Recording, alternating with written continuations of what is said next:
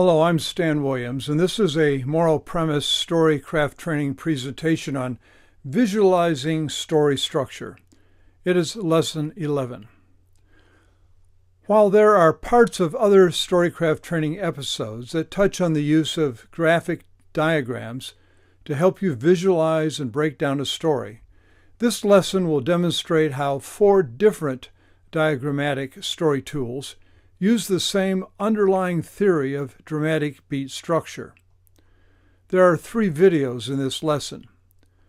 The first focuses on the 13 to 20 basic linear beats. The second focuses on the story diamond, how it is constructed and layered, and how to use it. And the third focuses on the 8 mini-movie beat plate with a brief look at Final Draft 12's beat board, outline, and script insertion function. Here are the lesson's objectives. By the end of this lesson, I hope you will understand 1. The interrelationships between the linear diagram, the story diamond, and the beat plate, and the use of Final Draft 12's beat plate and outline for breaking a story. 2. How to use these story beating aids to avoid writer's block. 3. That these guides are just that, guides. They're not hard, fast rules. If you follow them by rote, and very carefully, your story may come off as manipulative and mechanical. 4. How a story's organic dynamic should sway the story's structure and not let the structure sway the story's dynamic. 5. How the beats of a character's actions must be logically rigorous in terms of cause and effect.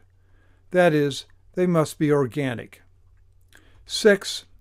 The simplicity and usefulness of the story diamond, and not be distracted by the apparent complexity when the various story models are layered next to each other.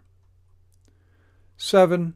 How Final Draft 12's beatboard, outline, and script insertion function can speed script development, and this is not a paid endorsement. It is entirely voluntary. I think it's pretty neat. All of these diagrams are available on the Writing Aids page of moralpremise.com or in various places at moralpremise.blogspot.com. Giving credit where credit is due, there is not much in this episode that is original with me. At heart, I'm a compiler and editor. You will find more detail, however, about many of these concepts in the following references. I will not read them. I'll let you just pause the video and check them out. But I've got all these on my bookshelf or have referenced their websites many times, and I encourage you to do the same. It's good information. This video, the first of 3, provides a brief description of the basic 13 to 20 linear beats. I will only briefly discuss the dramatic interplay of these beats, since that is covered elsewhere in references and on my Moral Premise blog and in my book.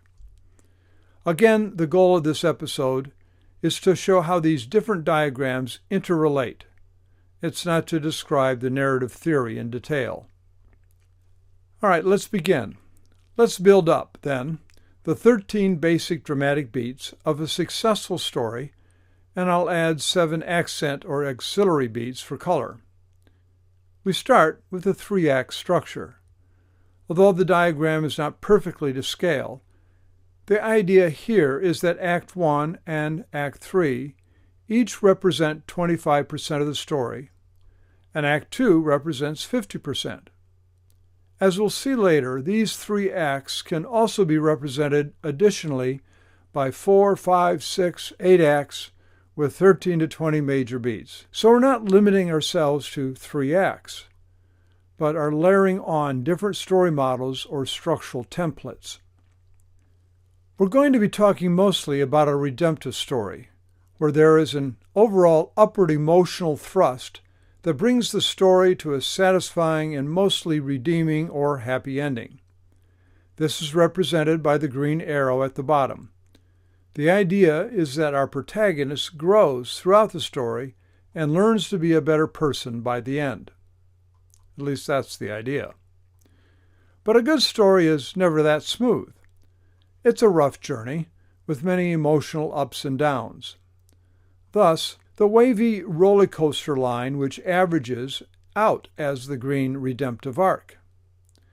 Those curves, the emotional highs and lows of the drama, are not arbitrary, but are emotionally and logically linked to the beats that ideally occur at points along the storyline, and we'll show those to you momentarily.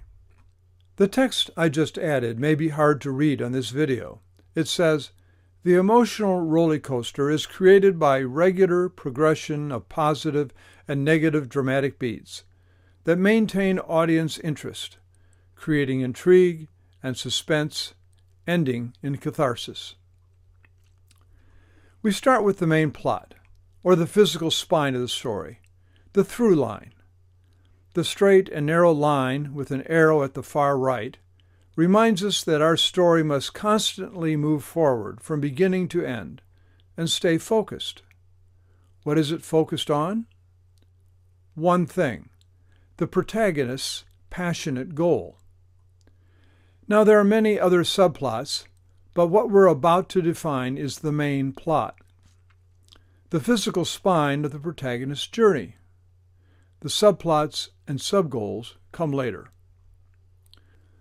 On either side of this line, we will place our beats. There are two kinds, sequences and moments. Sequences we'll put on top of the line, and moments we'll put under. In a 100-page screenplay, a sequence is a series of scenes that typically takes 8 to 10 or 12 pages. Sequences lead to moments that are typically 1 to 4 pages in length. As you'll see, the sequences and moments alternate, which gives yet another roller coaster layer. And with each layer of emotional ups and downs, we add suspense, rhythm, forward motion, and intrigue. Let's begin by dividing the story into 4 equal lengths by perhaps the 3 most critical moments, one each at the act breaks and the other at the middle of Act 2. As you will learn, novelists call these 3 moments the 3 disasters. It is the disasters that drive a passionate protagonist forward. So these 3 moments do that in big ways. There's a 4th moment at the very end of the story, the climax. In a tragic story, this would be a disaster. But in a redemptive story, while the final climax is typically filled with action, it is not a disaster, but a victory that gives the entire story a goal toward which the characters and the audience strive. These 4 moments are called turning points, and they are characterized by being the 4 places where our protagonist makes an active and committed decision that changes the direction of the story. Each has its own traits that give it a unique feel that resonates with the audience's natural law expectation of how stories should be told. More on that in my book and a little bit later. But the point here is to remember that it is the protagonist that makes a major active decision at each of these points that tells us whether we have a redemptive or a tragic story. You will notice, however, that there are long periods of time between the turning points, each about 25 pages or minutes in length, that can become dull, flat, and boring. So, between the turning points, we add 4 pinch points, which are moments that the antagonist raises their ugly head to counter the protagonist's active pursuit of the goal. Note that the antagonist does not change the direction of the story, but rather provokes the protagonist, who logically chooses to take some action at the turning points, and turns the story in a new direction. The pinch points and the turning points provide another layer of roller coaster effect, as the antagonist and the protagonist take turns initiating the action that drives the story forward. Let's give each of these moments names. From beginning to end, we have the inciting incident, or pinch point A, which is the first time the antagonistic force makes themselves clearly known, thus unintentionally inviting the protagonist on a journey of discovery. The Act 1 climax, where the protagonist decides to enter the special world and pursue the goal. This is actually a double moment, for as soon as the decision is made to pursue the goal, the protagonist must cross a threshold into the special world. Pinch point B, where the antagonist objects to the protagonist entering the special world and begins the attack on the protagonist's journey and pursuit. The moment of grace, or midpoint, where the protagonist recognizes the truth of the moral premise and changes his or her method of pursuit. Pinch point C, where the antagonist escalates their attack. This is Blake Snyder's Bad Guys Close In, and this results in the Act 2 climax, also known as near death or burning the bridge, or a Falk ending. It's here that the protagonist, through their decision to aggressively pursue the goal in truth, suffers a devastating defeat. The final incident, or pinch point D, mirrors the inciting incident. It is when the antagonist launches an all-out defense of their position, or attack on the protagonist, and is perhaps the strongest effort yet. Remember, each pinch point dramatically must escalate the attack on the protagonist's pursuit. Finally, we come to Act 3 climax, where the protagonist prosecutes the truth of the moral premise and is victorious over the antagonistic force, at least in a redemptive story. That's true. Notice there are 8 major moments, 4 pinch points for the antagonistic initiating action, and 4 turning points for the protagonist's decisions in reacting to the antagonist. Next, let's name the sequence beats as they are traditionally known, from beginning to end. Life before, where the major story elements and the protagonist's weakness are set up.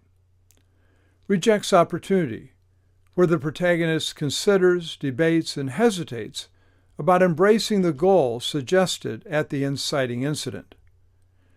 Remember, while this is just the main plot we're diagramming, it is the backbone or spine of the story upon which everything else hangs. Next, we come to the first half of Act 2, which some call Act 2A. This is where the protagonist begins his or her journey toward the goal, yet they are using as motivation the negative side of the moral premise, and they make little or no progress. These 2 sequences, either side of pinch point B, can also be called approach to the truth. The protagonist may not realize it, but their first goal is to actually discover the truth of the story's moral premise, so that they can later make progress toward the physical goal. They should discover the truth at the moment of grace, after which is the second half of Act 2, which some call Act 2B. The protagonist makes progress now toward the goal. This occurs either side of pinch point C. Because now the truth of the moral premise is being followed, real progress is made, and the antagonist grows worried, and bad guys close in, resulting in the protagonist's decision to throw caution to the wind, which results in the near-death experience of Act 2 climax. Following Act 2 climax and the disaster it entails, the protagonist enters dark night of the soul, which is the mirror of rejects opportunity back in Act 1. It is here that the protagonist debates about what to do next, and he or she will decide in a redemptive story that it is all or nothing. By the end of this sequence, the protagonist decides to remove their false mask and become a martyr for the cause, which catches the attention of the antagonist, who launches the final incident attack. Following the final incident, the protagonist enters a period of preparation for the final conflict, and perhaps their death. And then, after the story's climax, there is the denouement, or life after, during which loose ends of the story are resolved. Let's give these 13 major beats numbers, 1 to 13. Notice a couple of things. A, I've labeled the sequences in the first half of Act 2 as 5A and 5B, and the second half of Act 2 as 7A and 7B. B, pinch point B and C are not numbered in the basic 13. They are actually accent beats that were added later. But I've added them in this explanation because they so perfectly create the regular roller coaster and give symmetry and balance to the turning points. I'll give them their beat numbers later with the other accent beats. C, I've also labeled the traditional percentage into the story where the major turning points or pinch points occur. The inciting incident ideally occurs at 12.5%, although it often comes much earlier. I read a good 104-page script the other day where pinch point A occurred on page 7. Remember to let the organic nature of the storytelling determine exactly where these moments occur. Don't force your story into this model. Continuing, the Act 1 climax should occur around 25%, the moment of grace at 50%, the Act 2 climax about 75%, and the final incident at about 87.5%. Now that the 13 beats are established, let's add a few accent beats that many will find helpful.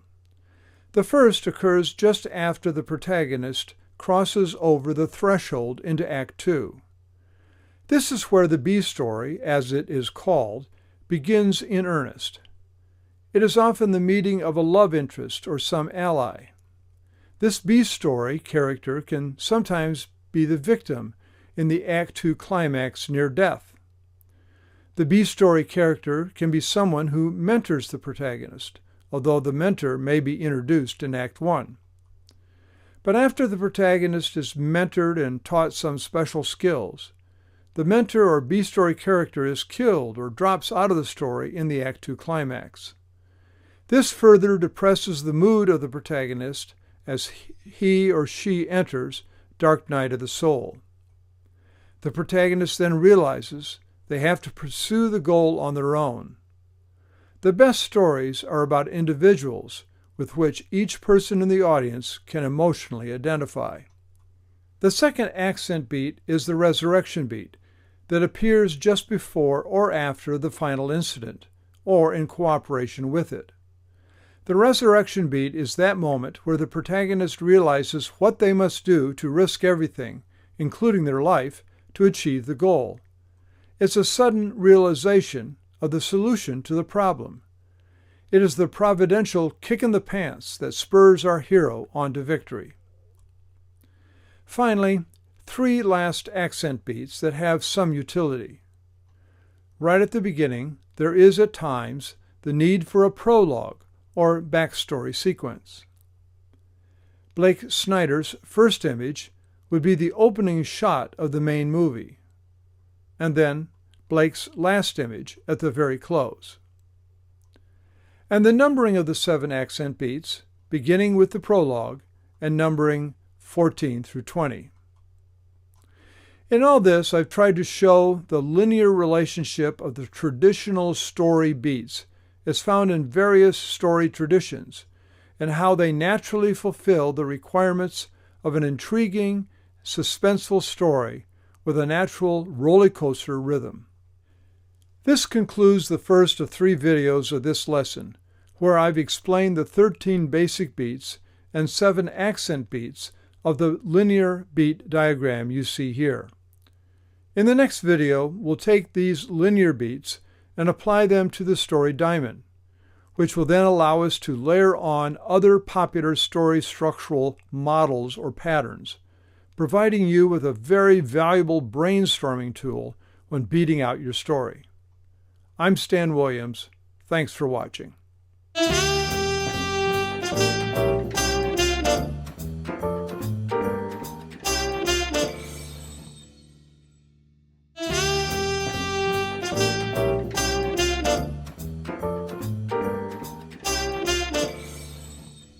This is the second of 3 videos for visualizing story structure, Lesson 11 of the Moral Premise Storycraft Training series.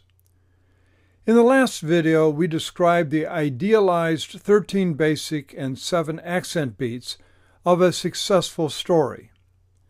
In this lesson, we're going to take those same beats and portray them in a metaphor of a diamond, a story diamond, where each of the diamond's vertexes become the story's major turning points.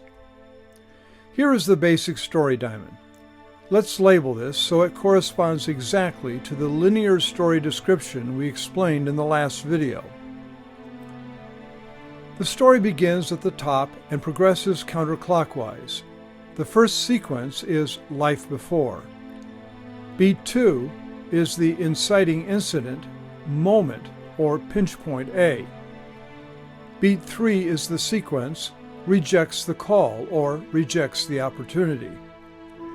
Beat 4 is the double moments comprised of the Act 1 climax and crossing threshold.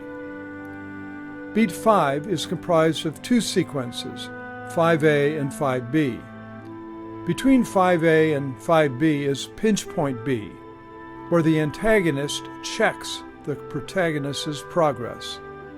This is accent beat number 17. Beat 6 is the moment of grace, or midpoint. Beat 7A and 7B are the 2 sequences that comprise the second half of Act 2. Between 7A and 7B is pinch point C, where the antagonist confronts the protagonist. As an accent beat, this is number 18. Beat 8 is the Act 2 climax. Beat 9, the dark night of the soul. Beat 10, the final incident. Beat 11, the protagonist prepares for the final conflict and perhaps to die. Beat 12 is the Act 3 climax, and Beat 13 is the denouement. Just after the Act 1 climax, we have the beginning of the B story. It's an accent beat. And just before the final incident, we have the resurrection beat, another accent beat. Finally, I'm giving escalating names to the 4 pinch points. In Act 1, it's nuisance. In 2A, tease. In 2B, bully. And in Act 3, killer. So this is our basis, upon which we are now going to layer around and adjacent to various other story structural models. Seeing the side-by-side relationship of these different models or structural patterns is a great aid when beating out your story.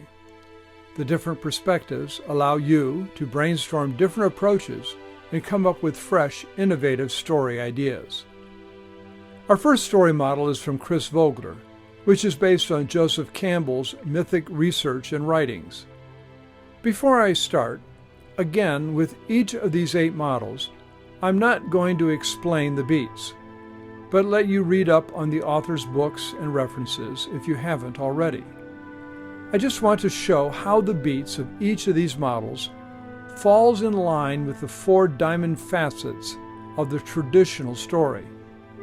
When we're done, you'll understand the Story Diamond Key, which is a free download from moralpremise.com, and you'll be able to use it as a brainstorming tool to break your own story projects.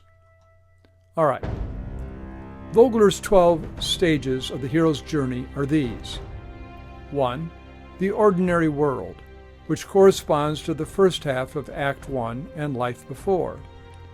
2. Call to adventure, which is the inciting incident. 3. Refusal of the call, which is the rejection of the opportunity or journey. 4. Meeting the mentor, which is at the tail end of refusal of the call. 5. Accepts the journey and crossing threshold, which happens as part of Act 1 climax and the scene that enters Act 2. 6.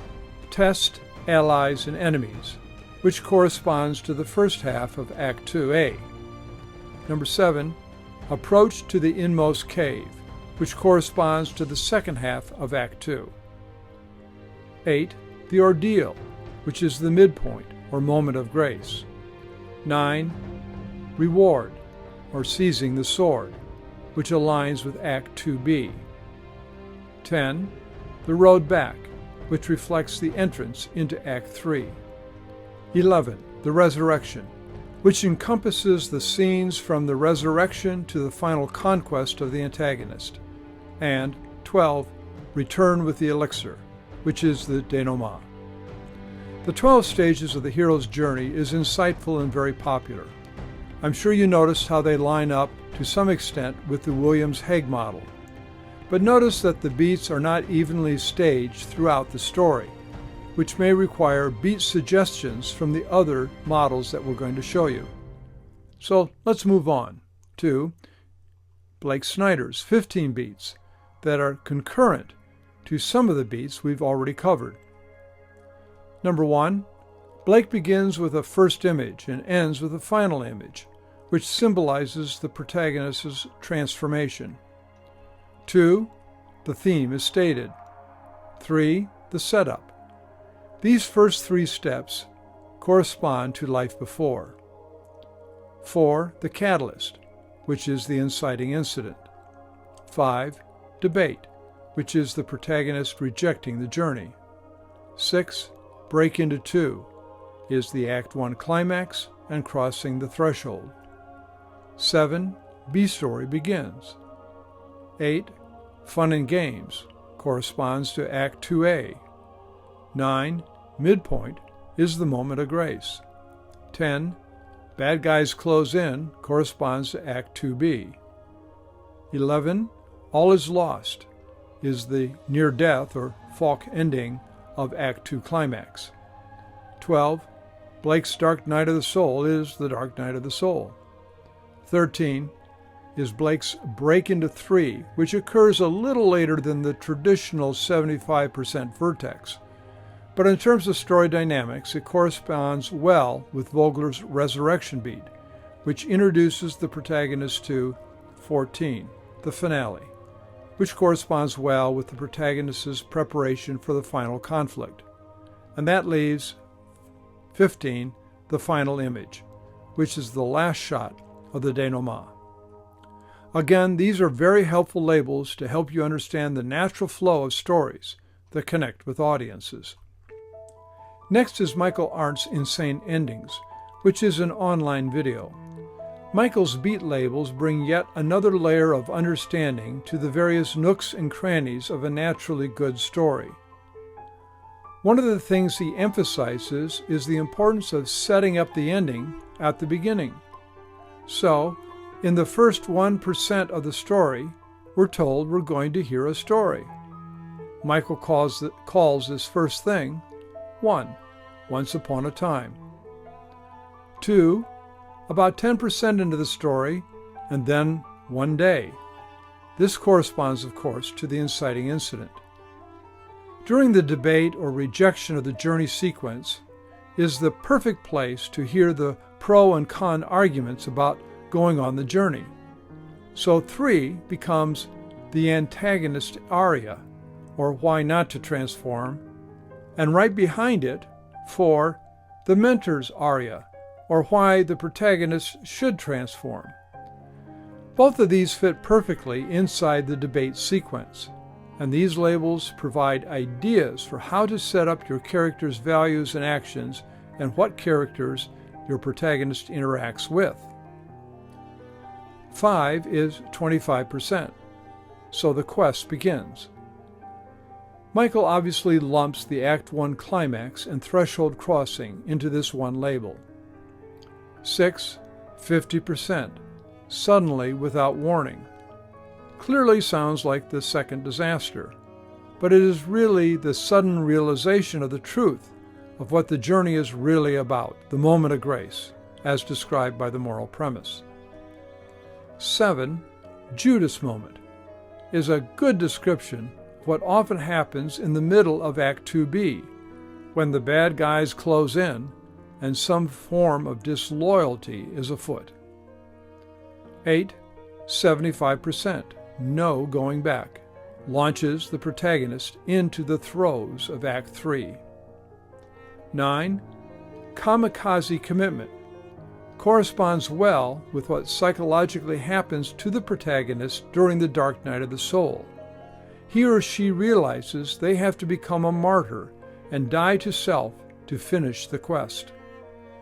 And in that kamikaze commitment, there is 10. Moment of despair, when it seems the antagonist will attack once again and win. This is the final incident, of course. 11. But the protagonist makes a decisive act in committing to win at all costs, which leads to the Act 3 climax. Now, stakes are a very important aspect of the protagonist's journey, so Michael makes another round of the story diamond. During the debate stage, he reminds us at A, stakes are stated. This is what is at stake if the protagonist does not go on the journey, and perhaps it is this articulation that forces the protagonist's hand to risk his or her life and enter Act 2. Then throughout Act 2, there are complications that put the external, internal, and philosophical stakes in jeopardy. Of course, after the near death of Act 2 and during the dark night of the soul, we understand how C, the stakes are in crisis. But in the end, during the denouement, the stakes are resolved. Again, we have useful tips of what happens at various moments in a successful story, which we can introduce to make our story stronger. The next several models offer symmetrical patterns, where the beats, although broadly defined, are regular and evenly spaced along the storyline. The first is Jeffrey Schechter's 4 archetypes that are inspired by Carol Pearson's good book, The Hero Within, 6 archetypes we live by. Jeffrey divides the story into 4 equal parts, one for each facet of the story diamond. In the first facet, or Act 1, our protagonist is described as having the traits of an orphan. After the turning point of the Act 1 climax, our protagonist becomes a wanderer in Act 2A. After the second disaster at the moment of grace, and having learned what needs to be done to achieve the goal, our protagonist takes on the traits of a warrior in 2B. And finally, in a last-ditch effort to succeed, the protagonist is willing to become a martyr in Act 3. The advantage of these 4 macro beats is that they are easy to remember and map out a logical progression. Just like what is next, Bernard Bach's structure for episodic television. Professor Brock saw Act 1 in television sitcoms as the revelation of the pollution that exists in the situation. Act 2A revealed how guilt beset the protagonist. Deciding to do something at the moment of grace, our hero attempts to purify his actions in Act 2B. Then in Act 3, the situation finds redemption. The Kubler-Ross stages of grief model provides slightly different insight into the progressions of story structure. There are traditionally 6 stages. Stage 1, denial, which is like life before, a denial of the dilemma the protagonist faces. Stage 2, anger, corresponding to the rejection of the journey. Stage 3, bargaining and losing, as the protagonist pursues but loses. Stage 4, bargaining and winning, finally doing something right. Stage 5, depression, which fits nicely with the dark night of the soul. Stage 6, acceptance of the protagonist's new winning status. The Allison Fisher purchase funnel is a structure often used when there's a commitment at stake, as in a romantic comedy. There are 5 stages, but we must add a stage 0 for this to make logical sense. Thus, stage 0 is our protagonist's naivete, or their ignorance of the need. Stage 1 then becomes the buyer's awareness of the new product or opportunity, and they need definition of the product's features as they debate whether or not to pursue. Fits perfectly with the debate. Stage 2 is labeled familiarity, where even more information is required, but there's no real movement until some fundamental truths are discovered at the midpoint. Then, Stage 3 is serious consideration, as our protagonist buyer narrows the alternatives. Stage 4 is the trial. The buyer needs to try out the product. And finally, Stage 5, the buyer commits to purchasing the product, or the girl agrees to the boy's proposal. This last model is Paul Guglielmo's sequences approach, where the 4 facets of the diamond, already divided by the turning points, are once again divided at the pinch points, giving us 8 equal-sized sequences. This allows us to think of the overall story as 8 short stories, film shorts, or 8 mini-movies. The secret to making these 8 mini-movie sequences work together as parts of a whole is that each should be conceived as a movie on its own, and therefore should have its own story diamond. Not every mini-movie needs all 13 to 20 beats, but it should have the form and essence of the story diamond, or some portion of the 13 beats, creating a roller coaster inside each mini-movie. What drives the end of one mini-movie into the next is that mini-movies 1 through 7 all end in disasters, and each disaster is an escalation beyond the former. Only mini-movie 8 ends redemptively. Thus, the 7 disasters serve to drive the plot forward into the next mini-movie and keep the audience on the edge of their seats with intrigue and suspense. This has often been a very successful model to beat out a story. And the next video in this lesson takes this 8 mini-movie concept and illustrates a dedicated diagram for its use in what I call the 8 mini-movie beat plate. This concludes the breakdown of these various story structural models around the perimeter of the story diamond. When all these models are laid adjacent to each other on the story diamond, it ends up looking like what some have called a monstrosity. But if you take the time to study it, knowing what you do now about how all 9 different models are presented in parallel, you'll discover a valuable one-sheet brainstorming tool to help you break a story. This concludes the second of 3 videos for Lesson 11, where we took the major beats of traditional story structure and portrayed them in the metaphor of a diamond, layering on 9 different story structure models, giving you a powerful brainstorming tool for breaking a story. In the third video of this lesson, we'll look at the 8 mini-movie beat plate and Final Draft 12's beat board, outline, and script insertion function. These, again, will provide you with valuable tools in breaking a story and getting the beats into Final Draft for writing. Thanks for watching.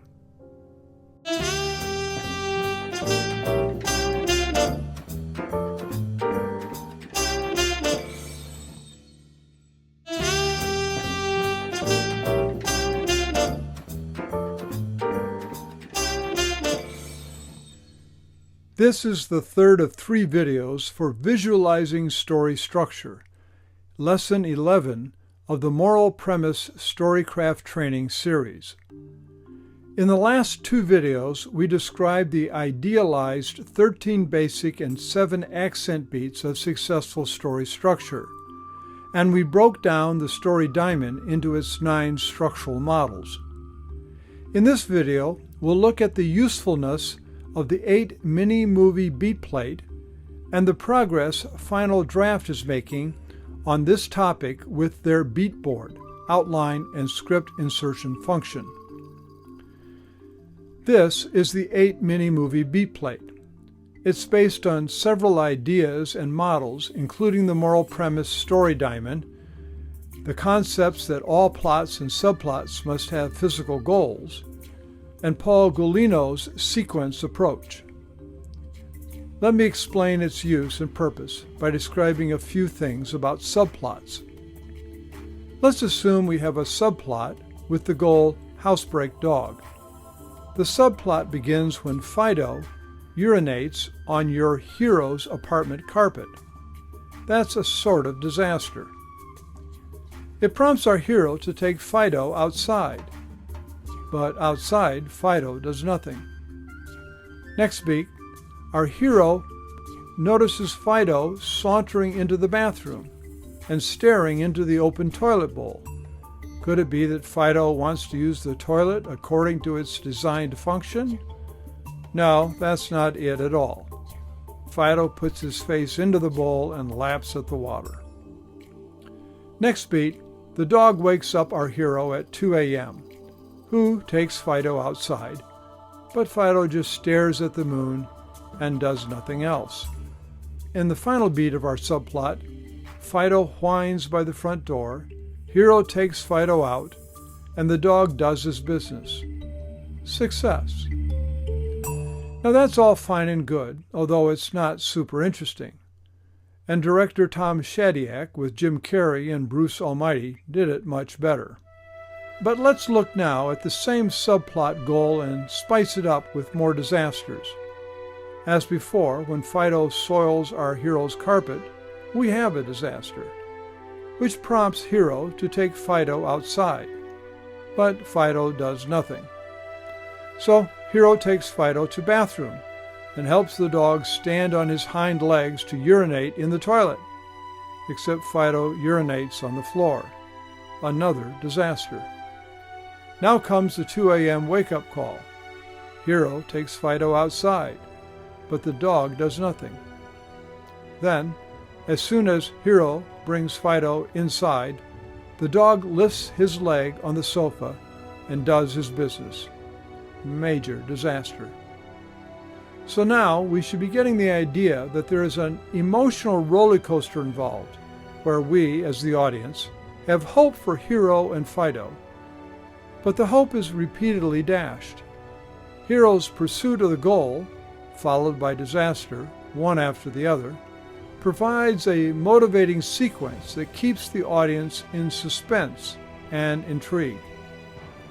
So, hero cleans up the pool of urine by the sofa with an old rag and locks the smelly rag and Fido in a dog cage for the rest of the night. Next morning, hero takes Fido out. Nothing. Hero goes to work and ties Fido up outside. But Fido barks incessantly, and a police ticket results for disturbing the peace. A disaster. Hero again tries and takes Fido out at 2 a.m. Nothing. So hero decides to sleep on the grass next to Fido until Fido does his business, which Fido eventually does. But sleeping on the grass is not the hero's idea of success. It's a disaster. Then one day, Fido scratches up the inside of the front door. It's a disaster of sorts because the door now needs to be repainted. But hero quickly takes Fido outside, and Fido immediately does his business. Success. By this example, we can see that disasters can drive the story. So we have a series of 12 scenes divided by disasters into 7 segments. The first 6 segments end in a disaster, and the final ends in success. The main plot of a movie would have many more scenes, which could be divided into segments or sequences throughout the story. Recall how we divided the whole story into 8 segments, mini-movies or sequences, each ideally 12.5%. In discussing how to make the 8 mini-movie beat plate practical, let's assume we're going to beat out the main plot of the movie. So there will be a series of scenes in every one of the 8 mini-movies. Let's create or beat out a sequence of scenes for the first mini-movie. The first scene should identify a goal for our protagonist. just for this first mini-movie. Assume the short is only 12 minutes long. How will it end? Well, for our purpose, we want it to end in a disaster. So we have a short story, beat out, scene by scene, with a goal established early on, and the story ending in a disaster. Let's now move that sequence aside and call it mini-movie number 1. Notice we've identified both the goal at the beginning and the disaster at the end. Finally, notice that this disaster, since we're discussing the entire movie's main plot, is also the entire movie's inciting incident. This is pinch point A, which will launch us into the second mini-movie and our protagonist's rejection of the journey. Following this process through to the end gives us a series of sequences, one for each of the facets of the entire movie, and each ending in disaster, that spurs the story on to the next mini-movie, until we get to the final sequence, which ends with the protagonist achieving success. In a real screenplay, there would be many more scenes than you see here for the main plot, but the idea is the same. Now let's slide the story diamond out of the way and shift the protagonist's main beats into its own column. This will make room for the subplots of the antagonist and the other characters. In actual practice, this diagram, created in Apple's Keynote, would be expanded so more beats can be added to each cell, all the while reminding you that each mini-movie for the protagonist's main plot needs to begin with a sub-goal and end in a sub-disaster, all which push the story forward to the desired end. There's one more advantage to show you. The black labels in the left column pertain to the Williams-Hague story diamond model, and the purple framed numbers refer to the Galeno sequences. But there's more. There are the 12 Vogler-Campbell stages, Blake Snyder's 15 beats, the 4 Schechter facets, the 6 Kubler-Ross stages of grief, Alison Fisher's purchase funnel, Brock's TV progression, and finally, putting them all together, this is what the 8 mini-movie beat plate looks like, and provides you with another way to reference all these wonderful models when breaking out your story.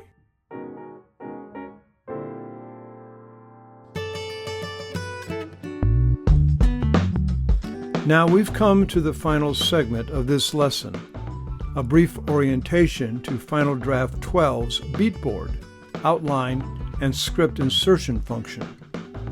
This segment will not take the place of Final Draft's tutorials on their YouTube channel. Please check them out. They're quite good. But here's a brief take of what Final Draft is doing and how I've incorporated the beat concepts covered earlier in this lesson, and how Final Draft has streamlined several aspects of the workflow function from beatboard to script. The large area here in black is Final Draft 12's beatboard. You can make this whole area light or daylight in color by clicking on this little crescent moon outline at the bottom right. I prefer the dark. It's easier in my eyes, so we'll go back to that. You create a beat by simply double-clicking and typing the beat's title and action description like this.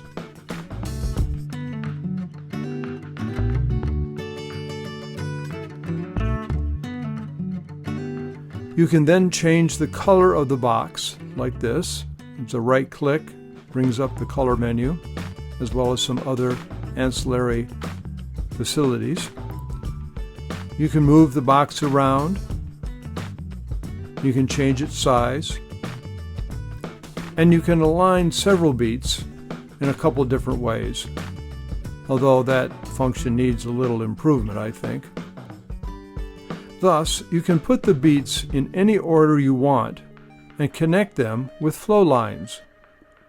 again by right-clicking on the box or dragging one box over the other.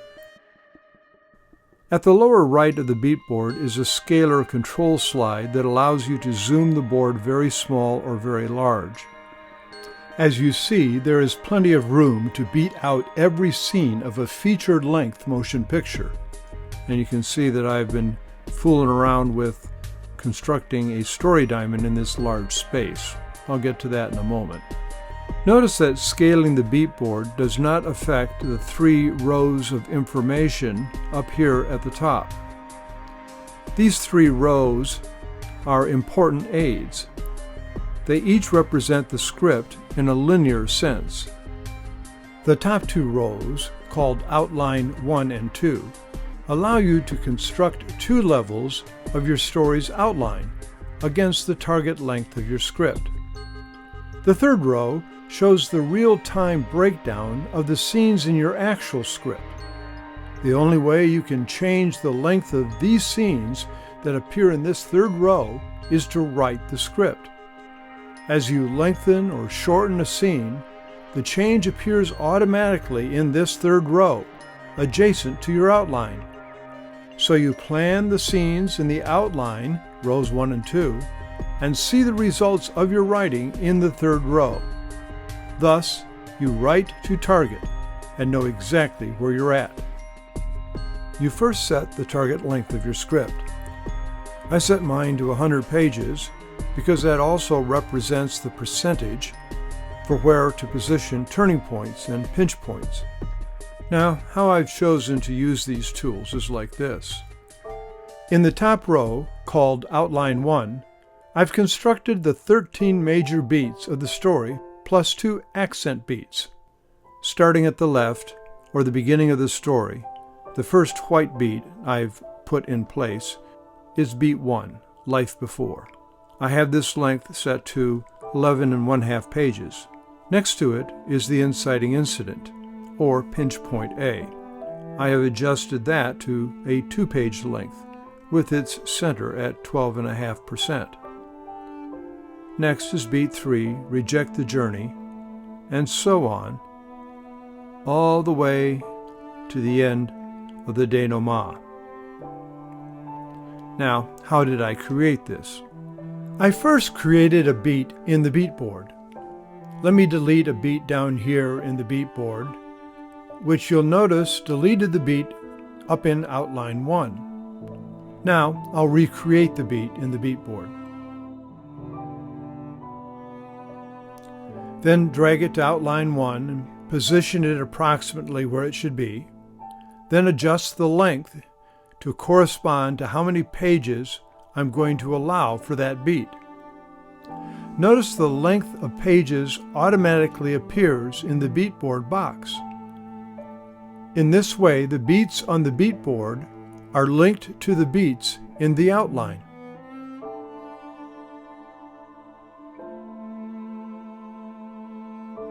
Notice also, if I change the color of this structural beat in the beat board to green, the color changes instantly in the outline. Now, you'll notice that I've already placed beats in Outline 2's row. This is done by 1. Creating the beat in the beat board, and then 2. Dragging it to the outline, row 2. So, in the beat board, brainstorm the beats of your story. Arrange them however you want. It will not affect what happens in the outline. Give them a title or slugline and description. Identify them with a color of character, location, or theme. Drag them to Outline 2. Adjust the length in 1/8 page increments. And when you're done, you have an outline to write to.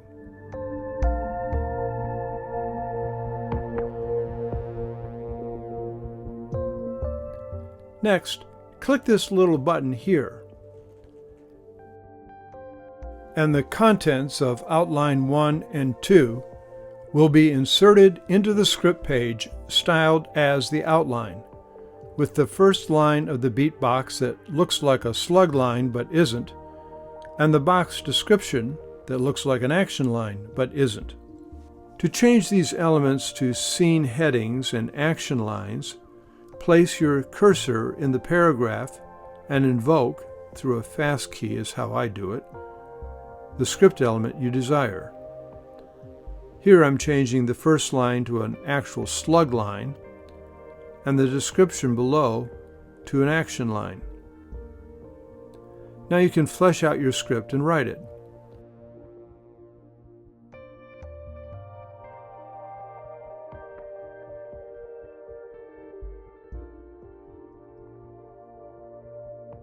Your actual scene lengths will appear in row 3, adjacent to the outline. Then, as you write in your script and the scene becomes longer or shorter, that change in length will be reflected in row 3, and you can write to the target length of each of your scenes.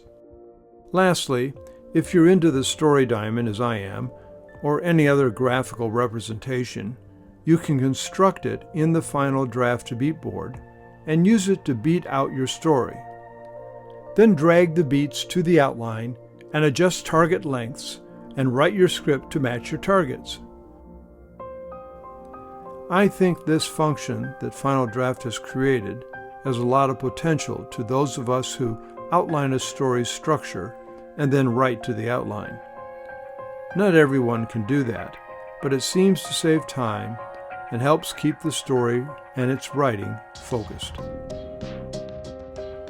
This concludes the third of 3 videos for Lesson 11, where we have examined 4 different powerful methods for visualizing and beating out a story structure. I'm Stan Williams. Thanks for watching.